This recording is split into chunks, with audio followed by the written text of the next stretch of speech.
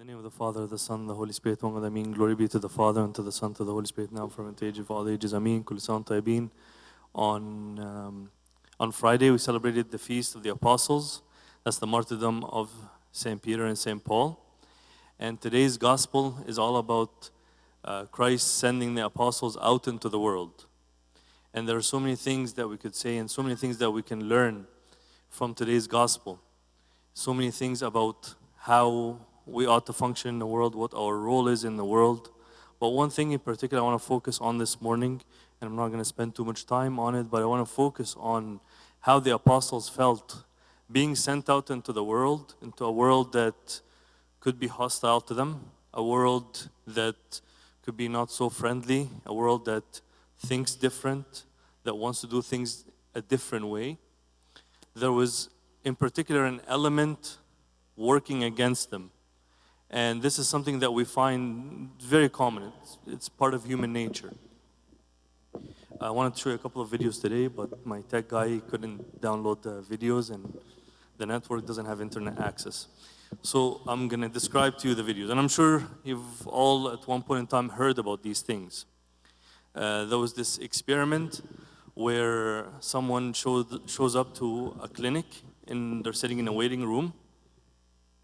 Maybe you've heard or you saw this video. They show up in the waiting room, and every few seconds, every 30 seconds to a minute, a beep goes on the intercom. And once the beep goes on, everyone stands up. And then this person looks around, doesn't get it, like, why are people standing up? What's going on? And then everybody sits down. Another 30 seconds, beep. Everybody stands up, and the person begins to feel weird, begins to feel a pressure. And we would feel that same pressure if everybody's doing one thing, the same thing, and we're the only person in the group not doing it. And after a few times, after a few rounds of this, that person stands up. They don't know why. They don't understand what's happening. They don't know the significance of the tone of the beep that's coming on the intercom. They just stand up.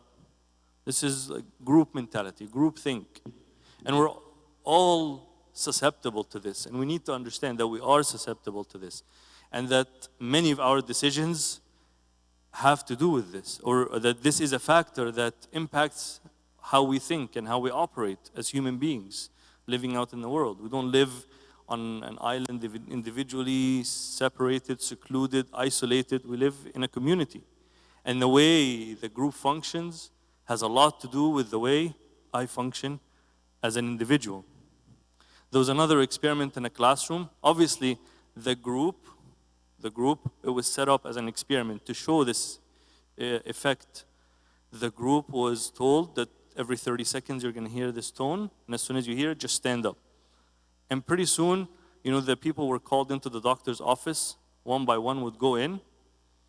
And until that person was left alone in a waiting room. And the tone kept coming. And even though there was no one else there, the person continued to stand up. And after a while, another victim of the experiment, another person who was not in on the experiment, walks in and sits down in the waiting room. And when the tone comes on, the first person stands up, and they still don't know why they're standing up. And they pass this behavior on to the next person who just walked in. And the person who's looking around, they don't understand, but bit by bit they do it. This is how powerful this group mentality is. And we need to understand this because it affects a lot of what we do. Imagine the pressure on the apostles to conform. The apostles are going all over the world. No longer do they stay in Jerusalem. Jerusalem is where they grew up.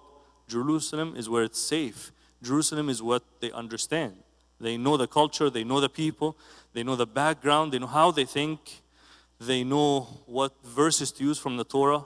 But going out into the world, I have no idea. And they meet these pressures to conform. Everybody is offering incense to the emperor. Everybody's doing this thing at that particular point in time. There's so much pressure to conform. And then St. Paul comes along and says, do not conform. Do not conform. It's something revolutionary, something that blows people's minds. What do you mean, do not conform? It's like, do not conform to this world, but be transformed. Be transformed by the renewing of your mind. And this works on our kids, not just us. It works on our kids too. There was another experiment in a classroom where, again, the video's not working, but I'll describe the video, where a child goes in the classroom and the teacher agreed with all the other students in the class. I'm going to show you 3 shapes: a circle, triangle, and a square. And I'm going to ask you which shape is a square. And I want you all to point to the triangle. And then he would ask the students, which shape do you think is the square? And the 3 are in front of the whole classroom. And is it this? Is it this? Is it that? And everyone raises their hand at the triangle, except for this one student who's not in on the experiment.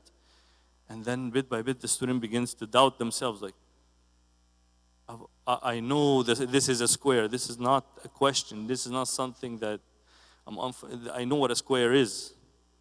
But again, after a while, the pressure gets to them. The pressure to conform is very strong. Is very strong. And I wonder how much of our behavior, how much of our decisions is group mentality.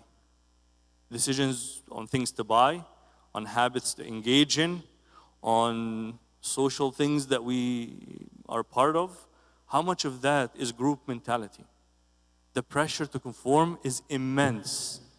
And believe me, had the apostles submitted to this kind of pressure, we would not be here today.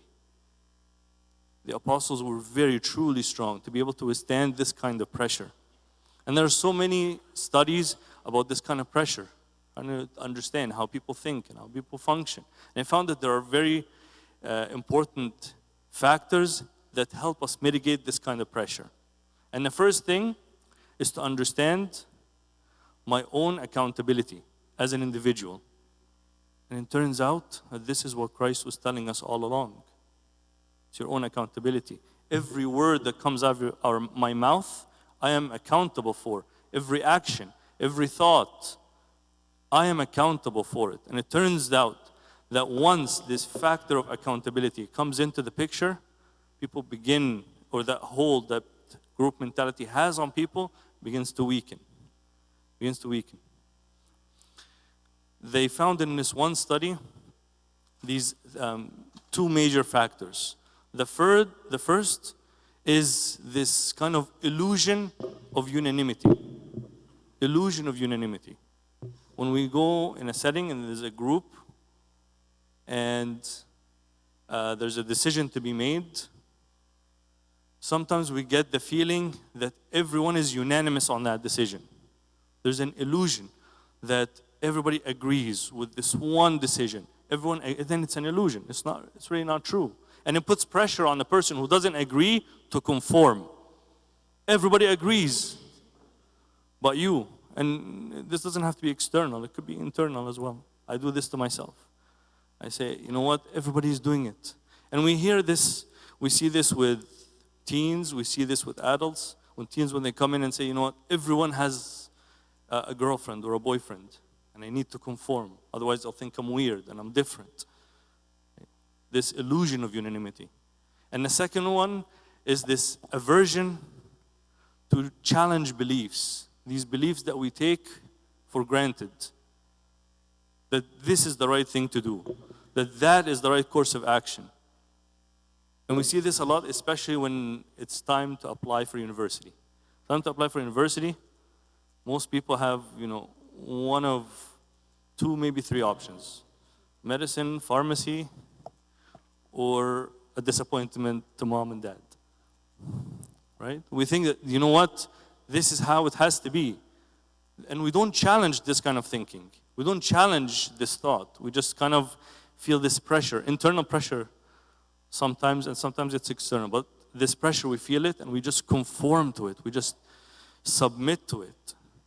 And believe me, had the apostles submitted to this kind of pressure, we would not be here today. But had it not been for the grace of God, they would all fall for it. We would all fall for it. So the first thing is this accountability. Accountability, that I am an individual, I'm responsible for my own action. It's not a group decision, it's an individual decision. And the second thing is to understand who I'm acting or who I'm interacting with. And it turns out that Christ has been telling us this all along. All along He's telling us, you're all created, each one of us created in the image of God. And if we're able to see the image of God in each person we interact with, believe me, group mentality would have no power in our lives. No power whatsoever. I'm going to finish with this quote from this children's movie that I really like. It's called Wonder. It says, do not waste your time. Do not waste time to conform when you're born to be different.